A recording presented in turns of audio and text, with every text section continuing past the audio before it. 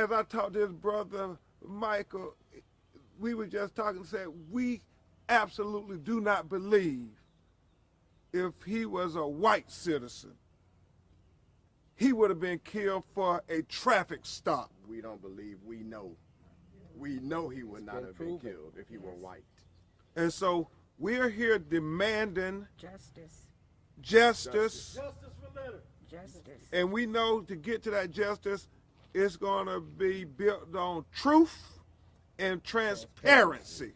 And once again, here we go with Benjamin Crump. He was in the middle of the Jacob Blake thing as well as the George Floyd. And here we go with this guy, Leonard Cure. Once again, before we dive into this situation, don't forget to hit like, subscribe, and if you could please share so we can get it out there. So we have Leonard Cure, right? He did 16 years in prison. He was wrongfully convicted, right? So of course he's not going to be the biggest fan of law enforcement. We can all kind of understand that, right? After 16 years, I believe they gave him $817,000 for all that time, which hell, I would never take that. You can give me $18 billion. I'm not doing 16 years. Hell, I'm not even doing 16 months. That's just a crazy amount of time. But fast forward to today, right? So he was let out, I believe, in 2020, and he used this money to get a house, and I believe the same truck that he got stopped in. So he's doing over 100 miles an hour. This is in Georgia. So you can tell by the video that the cop is already irritated. The cop tells him, listen, get out the vehicle. So he gets out and he's trying to tell him, turn around.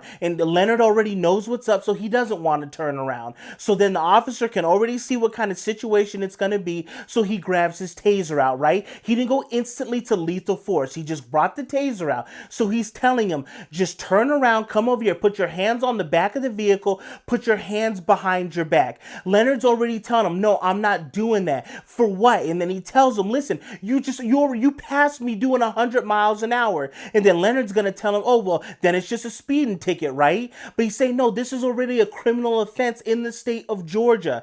You are going to have to go down. You are getting arrested. As soon as he hears that, and this is what they want to tell you, he was triggered by it.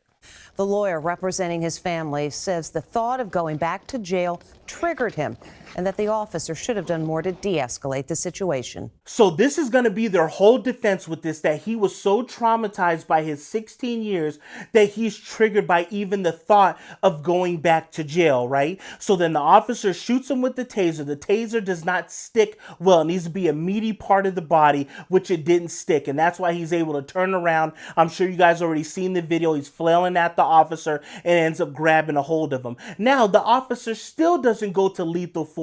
He goes and he grabs a little baton thing, which he can't even use because he's all hemmed up. And at this point, Leonard fully has his hands across his throat, almost like in a 90-degree angle. Like, you guys ever seen Twilight when they push the heads off the vampire? That's what it looks like he was trying to do to the officer. Had him completely pinned like in a 90-degree angle. And he's like, yeah, you can hear him in the video. Yeah, Yep. So now the police couldn't use the baton. He couldn't use the taser. That didn't work. So now he's going to go to deadly force. Mind you, they're right there on the freeway. Somebody can trip. Somebody can get pushed right on the oncoming traffic, and it's just game over right there. So now he's wrestling with them. He gets him down to the ground. I believe he lets off one round, and it goes like in his armpit area, and then he ends up passing away right there on the side of the freeway. Nobody wants any situation like this to happen for anybody, for the police officer or for Leonard. But at the end of the day, all you have to do is follow the command of the officer. Period. It doesn't matter what happened previously or what. You have to follow the command of the officer, and this never would have happened. If he told him, step outside the vehicle, and he says, is there a problem, officer? You were doing over 100 when you passed me. Turn around, put your hands behind your back. He turns on, he puts his hands, he cuffs him, he sits him down, he takes him down to the station. They work through everything, then he's let out. Wouldn't that be a hell of a lot better of a situation than him going this way? What's the upside? That he wins a fight against a police officer, he beats the living hell out of him, he leaves him, then he gets in his truck and he drives away? All his information is there. Other cruisers are going to show up. Now everybody's going to show up to your residence, guns drawn, ready to start something because of what happened on the side of the freeway. So there is no win-win with this situation. The officer's telling you, put your hands behind your back, just do it. What is the point of fight? What is the upside in the situation? You already got caught doing over 100 on the freeway. I don't know if he's swerving between traffic or what. What if you had a blowout and the car flipped and hit somebody who's innocent and they wrecked and they ended up losing their lives? It'll be a completely different situation. But no, just like with the Benjamin Crump and this, I believe it was his brother in the video, they're all, if he was a white individual, this never would have happened. If he was a white citizen, he would have been killed for a traffic stop. We don't believe, we know. We know he would not have been killed if he were white. If he was white, if a white person was fighting the police officer, the exact same thing is going to happen.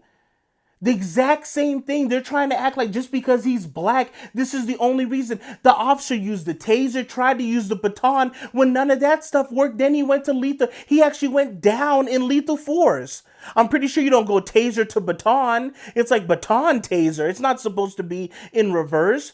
So he tried 2 more steps. Why don't they pull themselves back and say, hey, listen, maybe if Leonard never said, you know what, the hell with you, I'm not going to obey this command, this never would have happened in the first place. Maybe if he wasn't doing 100 on the freeway, this never would have happened in the first place. It's all that the officer's all around bad. And it's a situation like this where the officer's white and then the suspect is black and then here you go. This is all it takes for it to jump off and then it's national news. What if the cop was black? Would we be saying this exact same thing? Would this still be a story?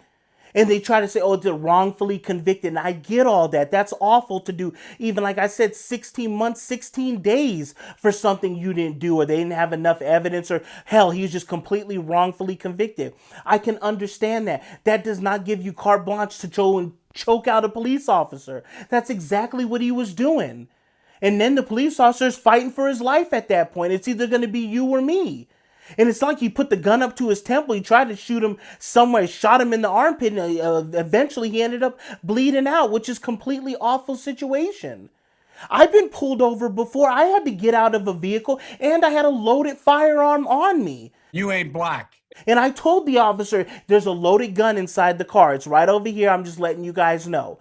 So why didn't I get popped immediately? They said, hey, turn around. Oh, license and register. All of this stuff that led up to that point where they tell me to get out the vehicle and turn around. And I listened to their commands. And that's why I'm talking to you this day. If I turned around, I try to choke out what the hell, what for? I didn't do nothing. Oh, you're hating. You guys are racist. And I start doing all this stuff with the police. We're rolling around. And this was like in front of a McDonald's and all that. We're rolling around in front of a freeway. What do you think's going to happen? This is just ridiculous. So people never look at it from both sides. Yeah, absolutely. Nobody wants anybody to lose their life in this situation, but he's completely wrong by trying to choke out the police officer.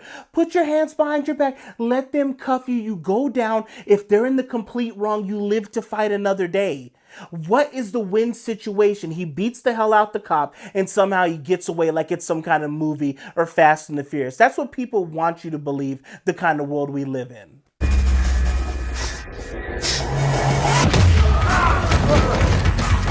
So you guys let me know your guys' thoughts. Maybe I'm dead wrong with this. Maybe the cop should have just had a battle to the death with him right there on the side of the freeway, right? Maybe that's all it should have been and just made the best man win. He never should have tried to protect himself or anything. Maybe that's the kind of land or some way that some people think about this situation.